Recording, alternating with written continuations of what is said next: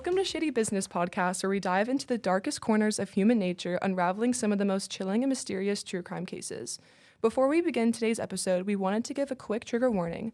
In this discussion, we'll be talking about sensitive topics such as domestic violence and sexual assault, trauma, abuse, etc. If these subjects are triggering or uncomfortable for you, please take care of yourself and feel free to skip this episode or listen with caution. Your well-being is important to us, and we encourage you to listen in a way that feels safe for you. I'm one of our hosts, Sutton Lamb, and in this episode, we are so excited and grateful to be joined today by Denise Brown, domestic violence advocate and sister to the late Nicole Brown, mother, wonderful woman, and previous wife of O.J. Simpson. Please welcome Denise Brown. Thank you so much for being here, Denise. Oh, thanks for having me. How are you doing today? I'm doing great. Good. I'm looking forward to getting out there to High Point. I know. We're so excited to have you here in a couple weeks. This year is the 30-year anniversary of the entire case and your sister's passing. What has changed for you since then? Oh my gosh, everything, my whole life. My whole life got turned upside down after Nicole's murder. It took me to a place where I had never, ever in a million years that even exists in the world, because, we came from a family that was loving and kind, and nobody yelled and screamed at each other, and nobody beat each other. And so when we found Nicole's notes and diaries after she was murdered, it was a real shock. I mean, it was something that just threw us for a loop, and it was hard to swallow. And I didn't understand it, because I thought, wow, Nicole and I are so close in age. We were so close growing up. The two of us, we were born in Germany, so our first language was German. So by the time we came over here to the United States, to California, we didn't speak any English. So that was our little secret language for us to communicate. And we had our own little secrets and, our own little language and things like that. So I would have thought that with all of that and everything that we had been through as teenagers and growing up, and how close we were, and, our friends were, both of our friends, we were always in groups of people together. And it was a real shock to learn about the horrific stuff that she was going through in her life after she was murdered. But her best friend, Ron Hardy, said it the best, because I didn't understand this until just now, because we did a documentary for Nicole, The Life and Murder of Nicole Brown Simpson. And after Ron got finished being interviewed, he says, and this just really resonated with me. He said, Denise, she wanted to protect her family and friends. And I was like, wow, because I was the one that was always asking, well, why don't you just leave him? Why are you staying with him? I was asking all the questions, all the wrong questions. Get the heck out of this relationship. He's an a-hole. You don't want to be with him. I was just saying all the wrong things, because I was not educated about domestic violence. So yes, my whole life was turned upside down. Wow. Yeah, I can only imagine. That is so powerful. As people who do not know your sister personally, what do you want the world to know about Nicole? Well, that she was the type of person that loved her children more than anything. Her children were her life. And I think you guys are going to be showing the documentary, and you're going to see how important her kids were to her. Mm-hmm. She would do anything for them. She would do anything for anyone that needed anything. She was that type of person. She was actually helping a woman try to get her kids back from Peru at the time. I remember her coming with this woman into our living room when we were living down in Laguna Beach in California. And she came with her, and she was showing a video on how her husband had abducted her children, and she was trying to get her kids back. And Nicole was trying to help her. But there you see, she had the perfect opportunity to talk to us about this, because she was actually helping another woman through not exactly the same situation, but something similar. Right. I mean, an abduction of a child who is possibly being abused by her husband, and the woman was being abused by her husband, but she never said a word. But that's the type of person Nicole was. I mean, she was just there for her friends, for her family, for people that she cared about. I mean, she would just literally take the shirt off her back if you needed it. Give you her last penny if you needed it. That's the type of woman she was. And I think that that's what you're going to see if you guys watch the documentary, whoever's going to go see it. Mm-hmm. I mean, there's some harsh realities in that documentary as well. I mean, things that actually threw me back. I was like, whoa, taken aback by it, because things that I didn't even know. Right. And, it's 30 years later, and you learn this still 30 years later. You think you know it all, but you don't.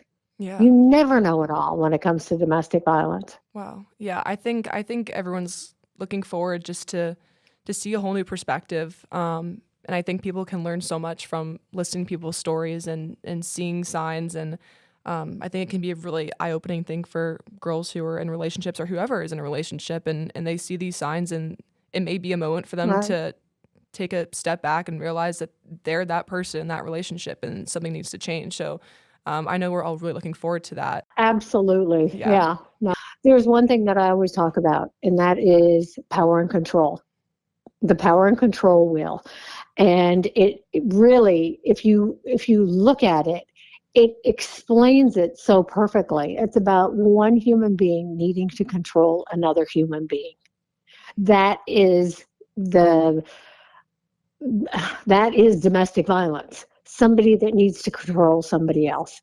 But then it also goes into more detail about the verbal, the emotional, the psychological abuse, the chipping away at somebody's self-esteem. You're ugly, you're worthless, you're no good. Nobody's going to want you except me.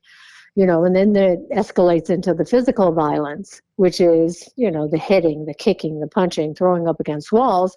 And that's the one part of the cycle of domestic violence that people always think that is the only thing that happens in domestic violence, but it's not. The verbal, emotional, psychological abuse, the women that I have spoken to, the survivors of domestic violence that I have spoken to, they have said that those things stay with you a lifetime.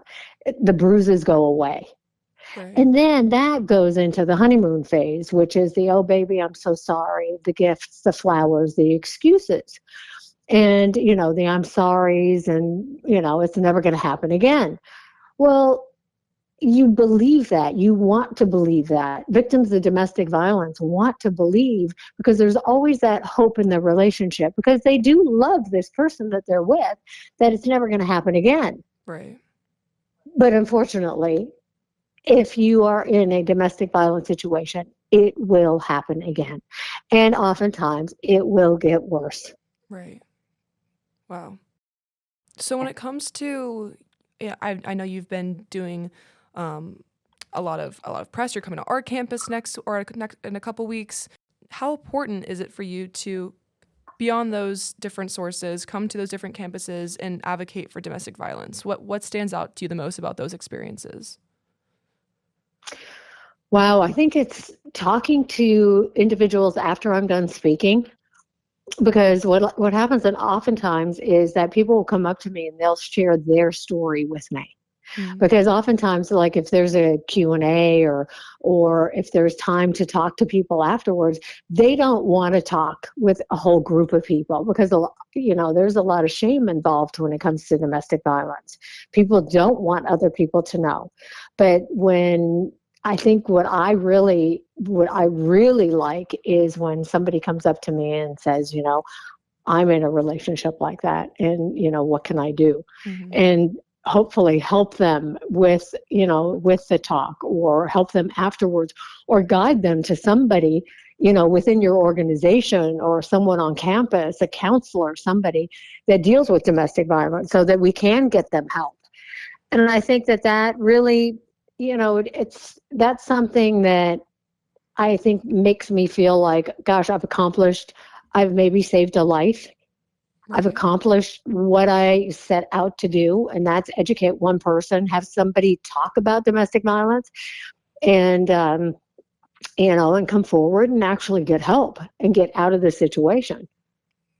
Yeah, I mean, I think we have some speakers come on. I mean, we have our philanthropy week for our sorority every single year, and we have different speakers every single year, and you can definitely see in the audience who it's hitting harder than others, and you can tell that they're going Mm, home and having that conversation with themselves, and it's really eye-opening to be in a sisterhood of women who a lot of us are in relationships, and being able to check in on people, and if someone's a little too quiet, maybe like asking, how are you doing, and not coming to that conclusion initially, but understanding that these things do happen, unfortunately, especially for women our age, in college. I mean, away from our right. family and friends back home, we're sheltered, and um, a lot of things can happen behind closed doors that we're not aware of. So I think that's definitely a really important part to mention and bring up.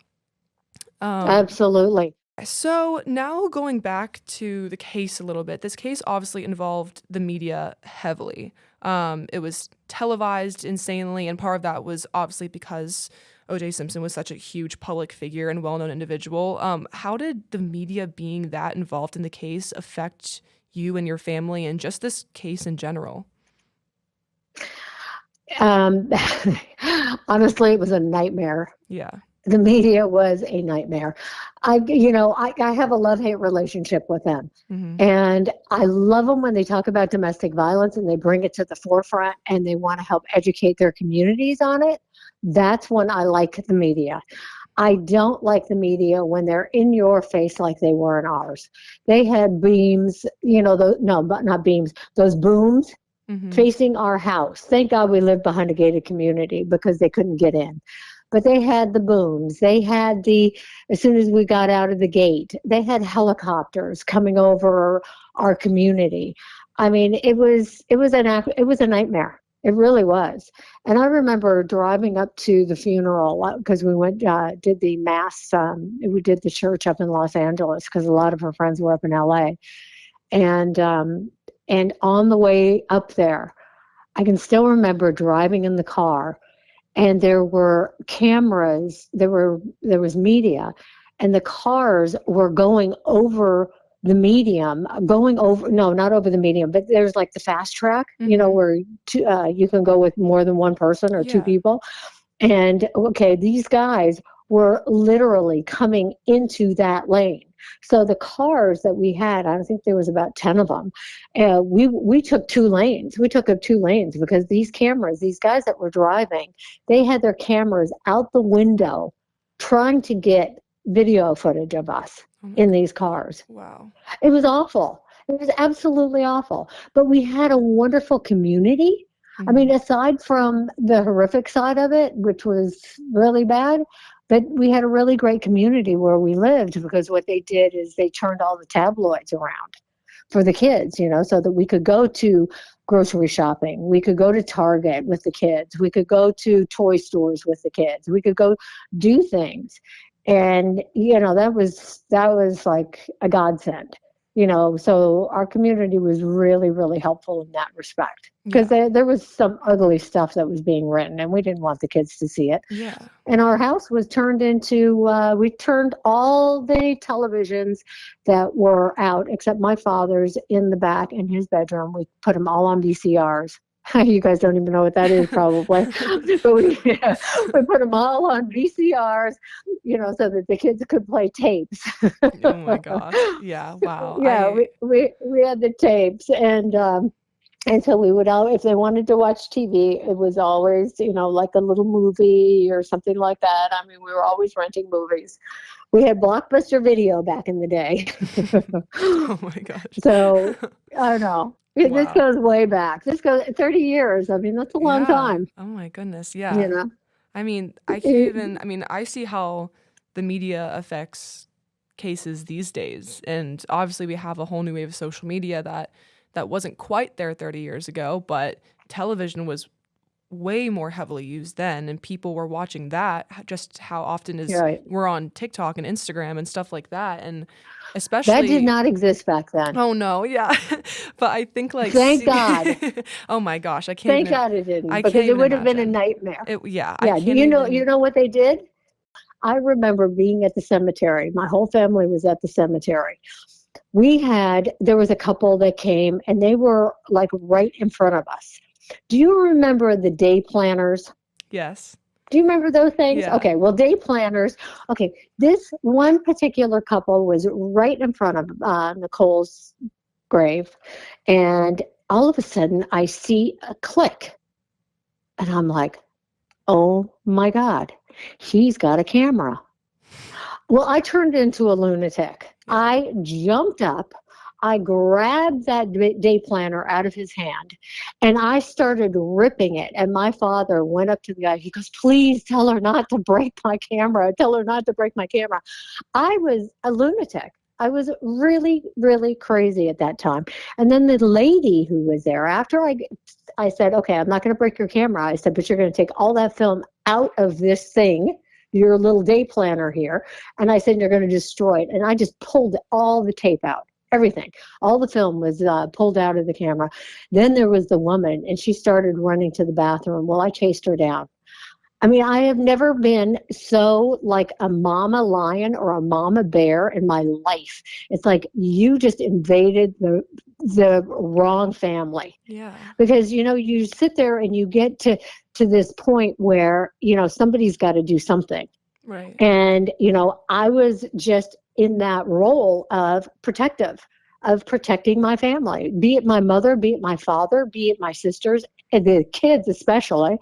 And I ran after this woman. I started pounding on the door, and she goes, get out, get away. I'm going to call the police. I said, call the police. Yeah. She goes, you got to get out of here. And I said, you got to get out of here. I said, you need to go away. And she goes, well, get away. I said, you walk out that door. I think I'm going to kill you. Oh my goodness. And that was like, whoa. Wow. I can't even believe I said that. But I was so angry that these people were taking pictures of the kids, taking pictures of my parents, taking pictures of everybody else. And I couldn't help myself. I just thought I was going to lose it. Yeah. I mean, that just really plays back into the media thing. I mean, I think these reporters and these journalists, they see these cases and they get so involved in covering them that they create this like mental fog that they're a part of this and that they have the right to like intervene and do these things, which they don't. And like you and your family have the right to privacy, especially when you're grieving and going through a hard time. I mean, they have no right to show up to places like that and profit off of your grief and sadness. I mean, I can't even imagine what that was like. And even like you said just a couple minutes ago, I mean, thank goodness that the social media that we have today was not there back then, because I can't even imagine the mental toll that would have on any family. No, see, that would be torture. Yeah. I think that would be worse than just this little camera and a day planner. Oh my believe gosh. me. Yeah. So, I mean, a lot of things changed. A lot of laws changed after Princess Diana because of the paparazzi. Yeah. And, so which is good. But the one thing that I will say was a positive, I believe, and that was cameras in the courtroom. 100%. I really thought that cameras in the courtroom could show a picture of, a lot of, that he wasn't just this wonderful human being that everybody put up on a pedestal. But unfortunately, I mean, the case was done. There was so many mistakes and so many things that went wrong, and so many things that I learned afterwards, and back then, they said, oh, you can't talk to anybody. You can't say anything. You can't do anything. You're going to get into trouble. And we were listening. We couldn't talk. We couldn't do anything. Well, little did I know we had rights too, but nobody told us those rights. Right. You do have a right to speak up. You do have a right to know what is happening. And, for us, since this was just so new and so, I mean, who in a million years thinks that they're going to have a murder in their family? Nobody. Yeah. Wow. So, I mean, this was just so new and so everything was so raw that you just listened. You just didn't want to say anything. Yeah. You didn't want to do anything. You didn't want to upset anybody. You didn't want to end up in jail, and having gag orders and things like that. I mean, what do we know about a gag order? Right. Yeah. We didn't know anything about it. Yeah. So the experience with the whole trial and everything was an absolute something just horrific that I don't wish upon anybody. Of course. Yeah. I mean, yeah, I once again can't even imagine. And I think you to kind of spin the conversation in another direction, I think you mentioned a really interesting topic in one of our emails talking about the documentary and why it was decided to do this after he passed away. And no, that's not the case though. Okay, because that's what a lot of people think. Right. They say, well, why did they wait? Why did they wait until after he was gone? Right. After he was dead? No, production doesn't happen overnight. And first of all, we were not that close to him. We weren't close to him at all to even know that he was sick. Mm-hmm. And I don't know if any of your listeners remember that they had once said, oh, yeah, Simpson's got cancer and blah, blah, blah. All of a sudden, people were like, oh, my God. And, I'm really sorry. And I feel so bad for the kids. And then all of a sudden, I want to say it was his lawyer came forward or somebody came forward and said, see what we can do. We can spin this around any which way we want to. So they were calling it out as being a lie, and they could spin the media to any which way they want. To make him look like he's sick or make him look like he's a good guy and make him look whatever. Right. And I thought, okay, well, so anyhow, I wanted to do this documentary at the 20th anniversary. Mm-hmm. And I just did not feel like it was the right time to do it. And then at 25, the same girl approached me. We've been friends for many years, Melissa Moore. And I said, yeah, no, I don't know. It just doesn't feel right. And then at the 30th, I said, you know what, Melissa? I said, I think it feels right. So I asked my sisters, I said, listen, guys, would you like to do something like this is really for Nicole? And just so that people can hear her voice, people can get to know who Nicole was through her friends. And they said yes. They said, you know what? Because I said, we may never have another chance to do this. And I really would love for people to get to know Nicole just a little bit. Who knows how, the show is going to turn out, but I'm hoping that it's going to be, people are going to get to know Nicole. So anyhow, we decided, yes, we were going to do it. Well, we had already been a year into production or into like starting the whole process before he even passed away. Mm-hmm. Wow. So we didn't even know he was sick. Then all of a sudden we heard on April 10th, Simpson dies of cancer. And we're like, what? Yeah. We call up the kids and we just go, is this true? Or are they, whatever, because we were like, what is going on here? And sure enough, it was true. And he did pass away. But it had absolutely nothing to do with the show. Right. And I really want people to understand that because it takes a good year to produce a documentary. Absolutely.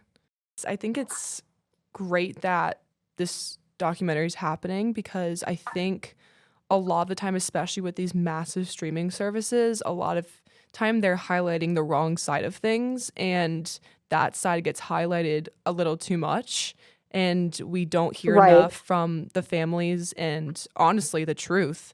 Most of the time people care more about glamorizing the situation or finding the right angles to get views and all these different things. So I'm so glad that you were connected to this and that this is coming out and that this is going to be really, really great. And I hope you feel very proud and that you're doing your sister justice. Oh, I do feel proud of it. I think that there's a lot of things in there that, like I said, shocked me. Mm-hmm. But my favorite actually were 3 and 4. Oh, amazing. I mean, when we saw it the first time, I mean, they've changed it since we saw it the first time, which I like better. I like the version afterwards better. Mhm. But I think that I think it's a lot to take in Right. all at once, Yeah. because I mean it is tough, and but there are things in there that just, like I said, shocked the heck out of me. Yeah. Yeah. I can. So I but it does give you an idea of who Nicole was. You do hear her voice, and that was something that was really hard for me. And to be honest, I mean, the another thing that really it was the first time I had ever heard the 911 call in Oh, its wow. entirety. Wow. And 30 years later, but every time anybody ever played that, I could not sit in the room. Right. I couldn't be there. It was just too difficult to hear her voice, Mhm. and to hear how scared she was, and the like desperation in her voice of, who this is, him. And it's like she called and called before, and I was like, whoa, oh my God. You know, I just she didn't have a chance. Right. Right. And She just didn't have a chance. I yeah. mean, he was so loved by so many people and Yeah. law enforcement and everybody that I don't know if anything could have helped her. I I I truly believe that this was her destiny, and this was how her life was supposed to play out, and she was supposed to help a lot more people in her death than I guess in her life. Right. Wow. I mean, And that's hard. yeah. Yeah, that's heavy stuff. Yeah. That's hard. Yeah. Yeah, that's really hard. Yeah. Anyway, If sorry. you no, it's okay. It's okay. It's completely okay. And now that we are at the 30-year anniversary, if you could go back to yourself 30 years ago, what would you tell yourself and your family, knowing where you are now, knowing how things have played out, knowing stuff like that? Like what would you say to younger Denise Brown? Oh God, what would I tell her? Educate yourself. Get educated about domestic violence. Yeah. Know something about domestic violence. And I think that this is what I tell everybody, every young person that I meet. Learn about the cycle of domestic violence. Learn everything you possibly can, because there could be a loved one in your family that's living in hell behind closed doors. Yeah. And not knowing things, I think, is probably the worst. I mean, I can't feel guilty for not knowing anything, because I wasn't raised in a house like that. We Right. weren't raised in a house like that. Yeah. I mean, our family was so loving. So I can't feel guilty about it, but I would tell myself, learn as much as you can about, certain issues, domestic violence, sexual assault. Um, don't live in that bubble that you were living in, that you were brought up in. I mean, it was a beautiful place to be, but it didn't help in the outside world. Mhm. So my advice to anybody is just learn about these horrific things that happen. And the reality of life is not always peachy keen, it's not always roses. But there are some really horrible things that happen in the world. And if you keep your eyes open and you stay informed, maybe you can save your life. Maybe you can save somebody else's life, your friend's life, somebody that you care about and love. Right. And as we're wrapping up, what would you tell somebody that's in an abusive relationship who may be listening today? Oh God. I know victims of domestic violence, it takes 7 to 10 times before they actually leave. But I just want people to know that it doesn't get better. If they've hit you once, they'll hit you again. If they ever threaten to kill you, eventually one day they will. Mm-hmm. Get out of the abusive relationship.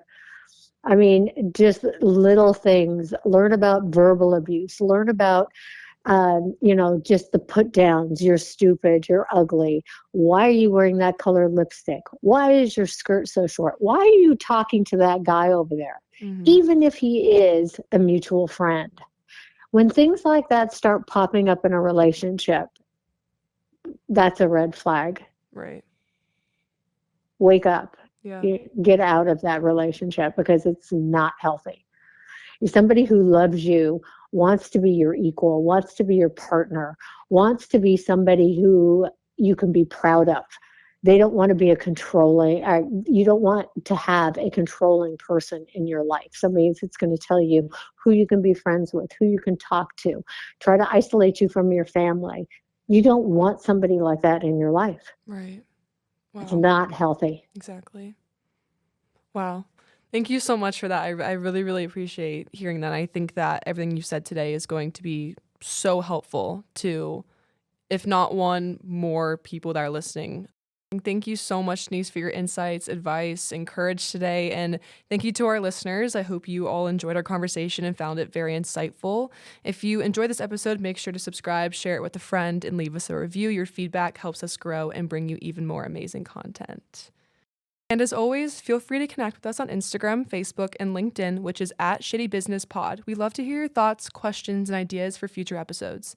Thank you so much for tuning in. For next time, our special guest is Instructor O'Toole, who teaches at High Point University and a retiree from the State Bureau of Investigations, where he will be discussing his experiences. We'll catch you next time on Shady Business.